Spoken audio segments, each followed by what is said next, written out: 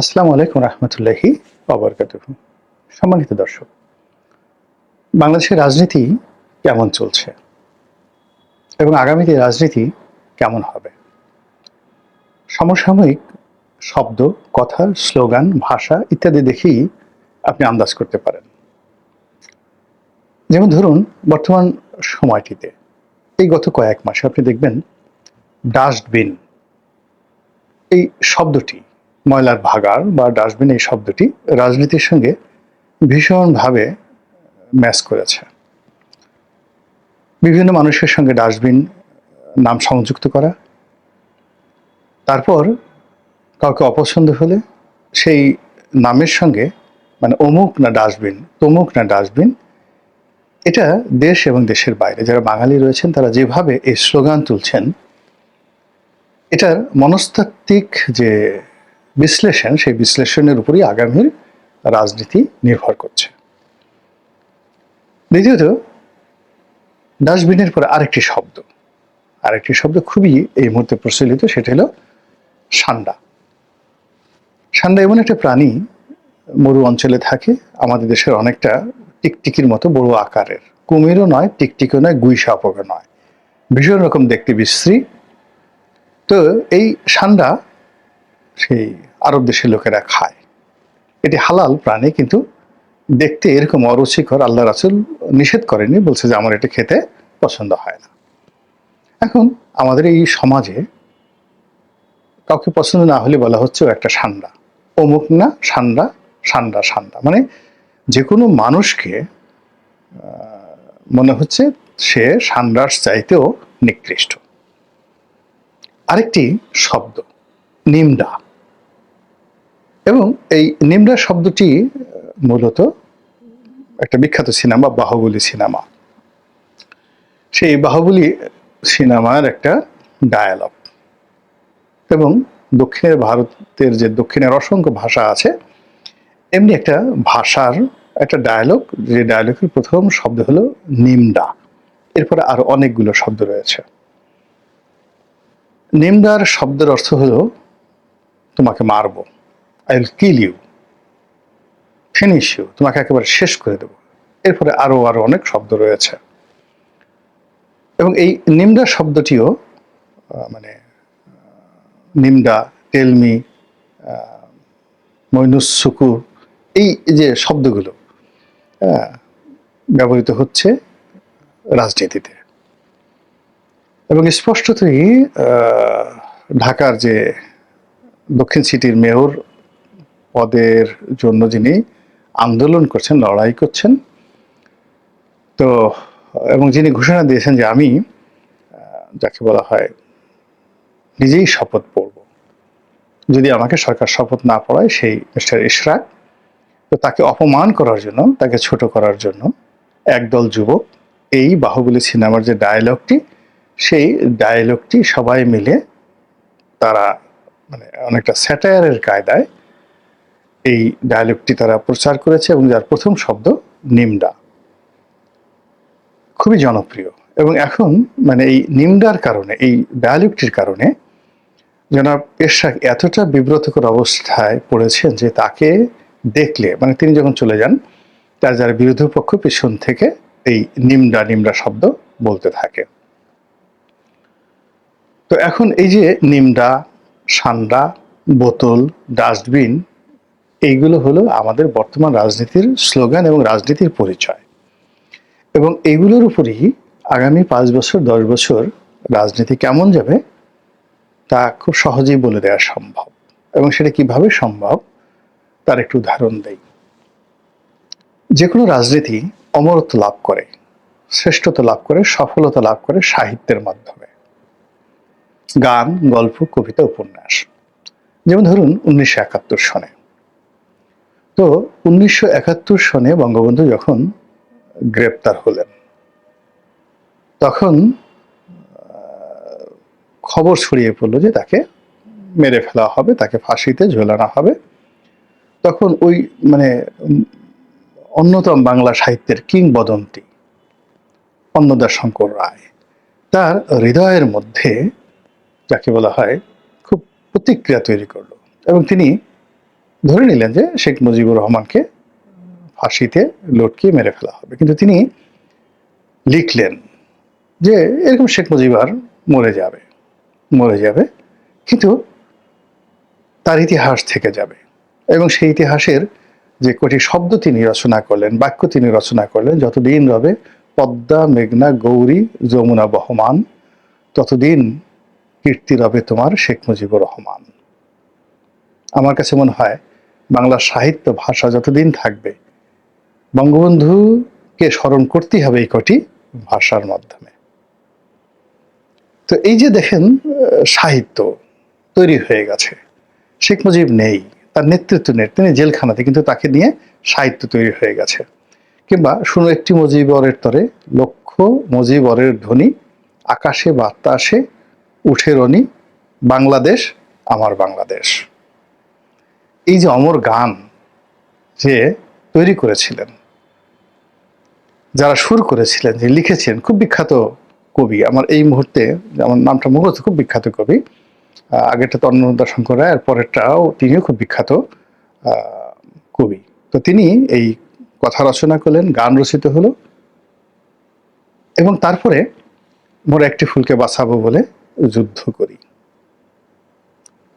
এইভাবে মুক্তিযুদ্ধের সময় অসংখ্য গান, অসংখ্য কবিতা এমনভাবে রচিত হলো, মানুষের হৃদয়ের মধ্যে ঢুকে গেল, ভীষণভাবে ঢুকে গেল, এবং একটা মহান মুক্তিযুদ্ধে আমাদের বিজয় হয়ে গেল।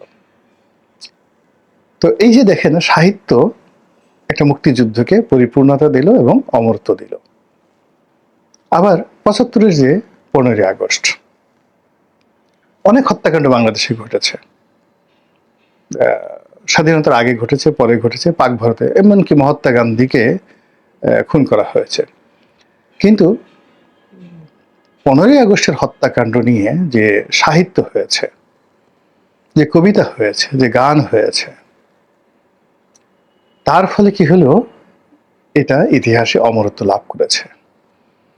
এবং ইতিহাসের যে সকল নির্মম এবং ঘৃণিত বিষয়গুলো আজীবন মানুষকে কাঁদাবে, বহু বছর ধরে কাঁদাবে, তেমনি ৭৫-এর ১৫ই আগস্টকে কেন্দ্র করে যে লিরিক্স তৈরি করা হয়েছে, শেখ হাসিনা যদি কিয়ামত পর্যন্ত অপরাধ করতে থাকে, তবুও ৭৫-এর যে নির্মমতার, যে ট্র্যাজেডির যে ইতিহাস, ওটাকে ম্লান করা যাবে না।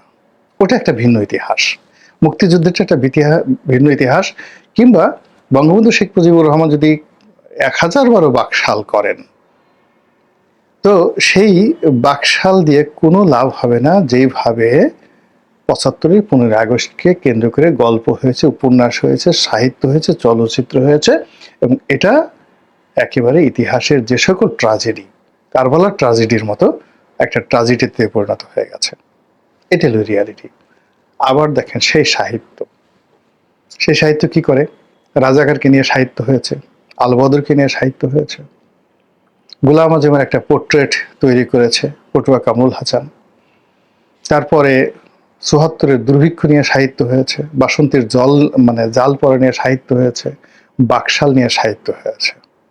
ফলে আওয়ামী লীগ কিয়ামত পর্যন্ত চেষ্টা করেও এই অপবাদ থেকে কোনোদিন মুক্ত হবে না। কন্ট্রাস্ট, অর্থাৎ ৭১-এর মুক্তিযুদ্ধ, ৭৫-এর ১৫ই আগস্ট, তার সঙ্গে সঙ্গে আবার এটা।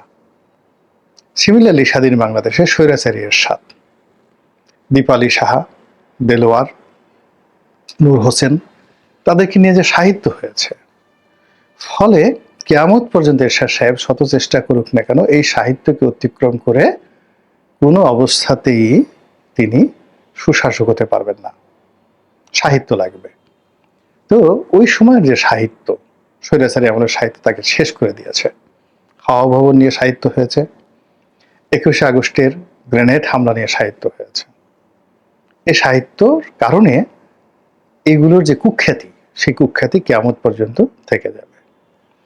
তো সেই দিক থেকে যদি বিবেচনা করেন, জুলাই এবং আগস্ট বিপ্লব, যেটা ২০২৪ সালে হয়েছে, এটা নিয়ে সাহিত্য রচনা করতে হবে, এটা নিয়ে গল্প লাগবে, উপন্যাস লাগবে, স্ক্রিপ্ট লাগবে, মানুষের হৃদয় এবং হৃদয়ে এটা অনুরণিত হতে থাকবে, কবিতা, গান, শিল্প এবং সাহিত্যে। তা না হলে এই বিপ্লব মাঠে মারা যাবে। এগুলো বিপ্লবের কথা। ২ নম্বর হলো যে, যেমন আমরা এরশাদের সময় অনেকগুলো স্লোগান দিয়েছি। যেমন বঙ্গবন্ধুর জামানাতে জাসদ অনেকগুলো স্লোগান তারা তৈরি করেছিল, অনেকগুলো ন্যারেটিভ তারা তৈরি করেছিল। কিছু ন্যারেটিভ মিথ্যা ছিল, শেখ কামালের ব্যাংক ডাকাতি, কিন্তু ন্যারেটিভ তারা প্রতিষ্ঠা করে ফেলেছিল যে শেখ কামাল সেই ব্যাংক ডাকাতি করেছে, শেখ কামাল সেই মেজর ডালিমের স্ত্রীকে অপহরণ করেছে, ডাহা মিথ্যা কথা। তারপর শেখ কামাল শেখ জামালের বিয়েতে সোনার মুকুট দেয়া হয়েছে। এই সমস্ত বিষয় নিয়ে যে ন্যারেটিভগুলো তৈরি করা হয়েছে, জনগণ এমনভাবে খেয়েছে, এখন আর ওখান থেকে আওয়ামী লীগ চেষ্টা করে বেরোতে পারছে না। একইভাবে শহীদ প্রেসিডেন্ট জিয়াউর রহমান, তার ভাঙ্গা সুটকেস, তার ছিঁড়া গেঞ্জি, তার সাধারণ জীবনযাপন, মিতব্যয়িতা, তার দুর্নীতি না করা, সৎ জীবনযাপন, এগুলি নিয়ে বহু গল্প, সাহিত্য, উপন্যাস তৈরি হয়েছে। ফলে জিয়াউর রহমান সম্পর্কে যদি মানে ফেরেশতারা এসেও সাক্ষ্য দেয়, মানুষ বিশ্বাস করবে না। সাহিত্য এমন একটা জিনিস। তো সেই দিক থেকে বর্তমানে যে রাজনীতি, সেই রাজনীতি নিয়ে একটি ইতিবাচক ন্যারেটিভ হয়নি গত 10 মাসে। অনেক অনেক নেতিবাচক হয়েছে।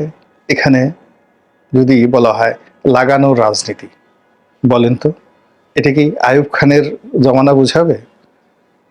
লাগানোর রাজনীতি, লাগালাগির রাজনীতি, কি ন্যারেটিভটা তৈরি হয়ে গেছে। তারপরে এটা কি টিক্কা খানের রাজনীতি বুঝাবে, যে টিক্কা খান কি লাগাতে চেয়েছিলেন? বুঝাবে না। কোন সময়টাতে বুঝাবে? তো এরকম ন্যারেটিভ তৈরি হয়ে গেছে। তো সেই দিক থেকে এই যে সান্ডা, তারপরে শেষে এই যে যাকে বলা হয় বোতল, এরপরে নিমডা, এরপরে এই যে এখন অন্যান্য যে সমস্ত আরো ন্যারেটিভ, অসংখ্য ন্যারেটিভ, সেই ন্যারেটিভের দ্বারা যেটা প্রমাণিত হয় যে রাজনীতি পচে গেছে, গলে গেছে, এবং পচা গলা রাজনীতি থেকে পুজ, দুর্গন্ধ বের হচ্ছে। আর সেই দুর্গন্ধর মধ্য থেকে যে ক্রিয়াগুলো আছে না, পোকা, ক্রিয়া, দুর্গন্ধ, সেই ক্রিয়াগুলো শব্দ করছে। সেই শব্দগুলি বিকৃত রূপে আমাদের কাছে আসছে।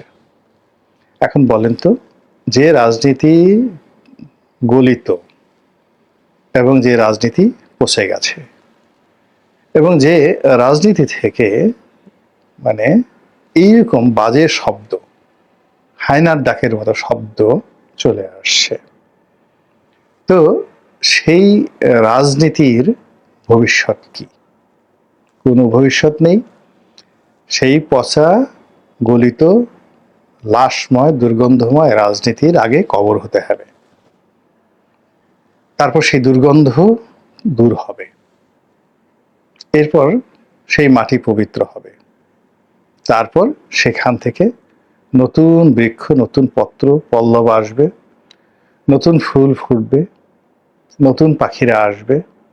সেই পাখিরা আবার নতুন স্লোগান দেবে, বীর বাঙালি অস্ত্র ধরো, বাংলাদেশ স্বাধীন করো। এইরকম বীর বাঙালি অস্ত্র ধরো, বাংলাদেশ গড়ে তোলো, এরকম অসংখ্য যাকে বলা হয় নতুন নতুন স্লোগান হবে। স্লোগানের মধ্যে স্বপ্ন থাকবে, রুচি থাকবে, আভিজাত্য থাকবে, গান থাকবে, কবিতা থাকবে, মানুষের প্রেম থাকবে, ভালোবাসা থাকবে, শ্রদ্ধা থাকবে। যে রাজনীতির নেতা থাকবে, নেত্রী থাকবে, সেই নেত্রীদের সম্পর্কে মানুষ বাজে কথা বলবে না, কটূক্তি করবে না, অসম্মান করবে না। তারা তাদের আপন মহিমায় দাঁড়িয়ে থাকবেন, এবং সেই পরিবেশ পরিস্থিতি না আসা পর্যন্ত এই যে এখন যা কিছু চলছে রাজনীতিতে, সেই রাজনীতির যে ইতিহাস, সেই ইতিহাস ডাস্টবিনের মাধ্যমে, নিমডার মাধ্যমে, তারপরে যাকে বলা হয় ঠান্ডার মাধ্যমে, বোতলের মাধ্যমে এই যে দূষিত হচ্ছে, কলুষিত হচ্ছে, এর থেকে বের হওয়ার জন্য আল্লাহ রাব্বুল আলামিন আমাদের সবাইকে হেদায়েত দান করুন এবং হেফাজত করুন। আসসালামু আলাইকুম ওয়া রাহমাতুল্লাহি ওয়া বারাকাতুহু।